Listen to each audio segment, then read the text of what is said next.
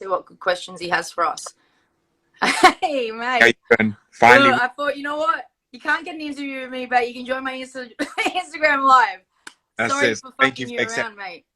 Thank you for accepting me. I hope you're well anyway. How are you doing? I'm good. I'm good. You know, in my quarantine, it's going really, really fast, actually. And, yeah, I was kind of like, at first, the first couple of days, I was like, fuck, like, I'm going to get really bored. But now I'm like, no, you know what? I got this down pat. 100%. First of all, as a big fan and part of Bells and Whistles, we can't wait to see you get back in the ring and in the UK. My question is, are you targeting the winner of that Rachel Ball fight? 100%. 100%. Like What's, that. Sorry? what's your prediction for that fight? Because you got a current world champion versus a hungry fighter who came off probably a shock win against Shannon Courtney.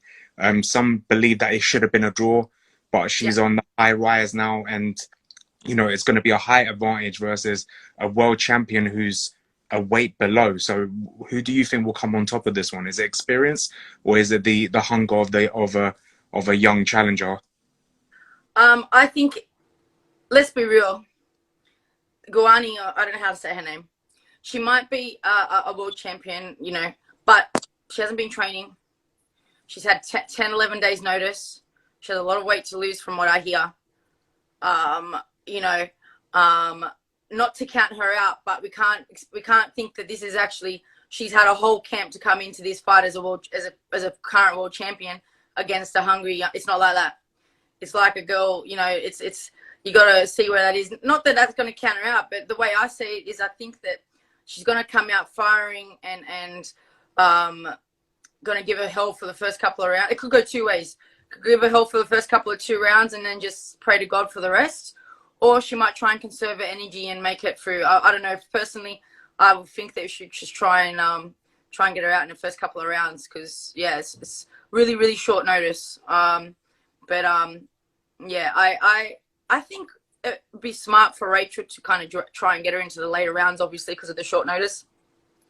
And being not conditioned and had not been really training, she would be more susceptible from getting hurt because she's not conditioned, she's not fit, you know.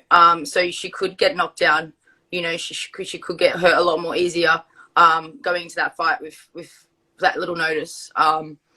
So yeah, I mean, but can't count her out, you know, because she is a very aggressive fighter. She's South American, she's Argentinian, and that just says it all. They come with a hell of a lot of a heart. Yeah. And they got fucking balls, and you know, they're different kind.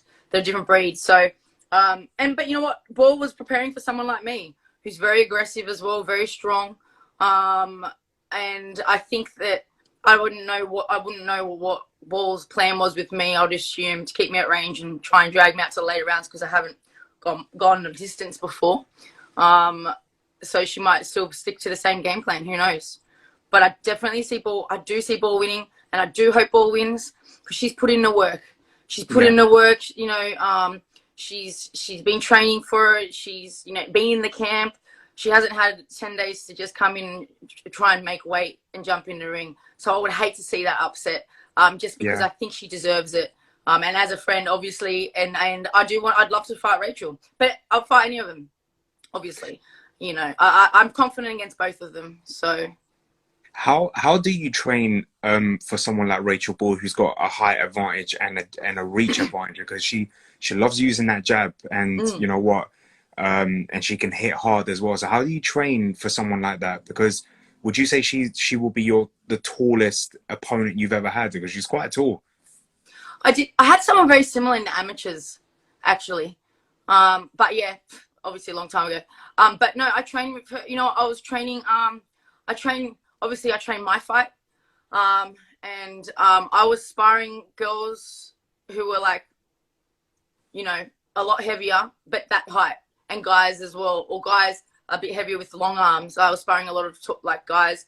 I don't know what it is in pounds. So 147 to 150 pound guys with that reach, and girls that were like 160, you know, but had that height.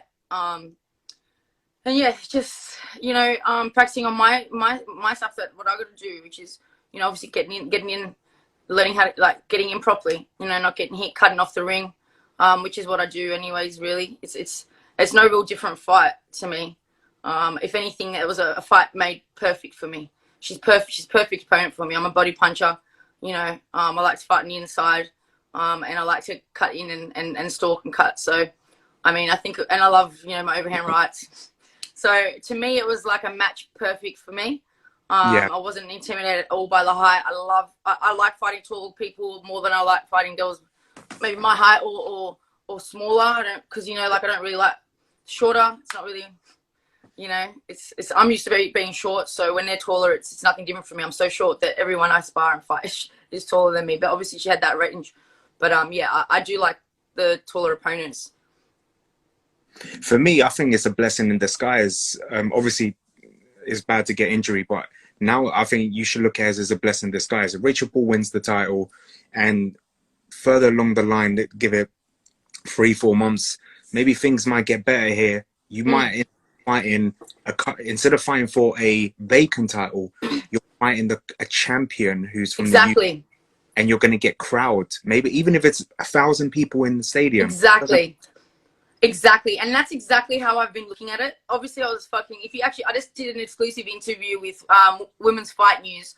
I will share it on my Instagram. I think I did anyways, but check it out, because I do go into my mindset and everything that I went through mentally from when I got injured to that whole week, and like just everything and how I pulled myself out. But obviously I was Devo at first, and I still get a bit cut, but I am focused on so many positives. There is positives, and I'm hoping that exactly that, you know, there's some crowds, even if it is a little bit of crowds, or even just that the country's fucking open. So after my fight, I can get out about and see things, see people, go to the gyms and see, like, you know, like Nicola, she's in here, Nicola, go see other gyms, you know, Amy Timlin, like get around the country, go to Wales, you know, go to Scotland. But I don't think that would have happened this time.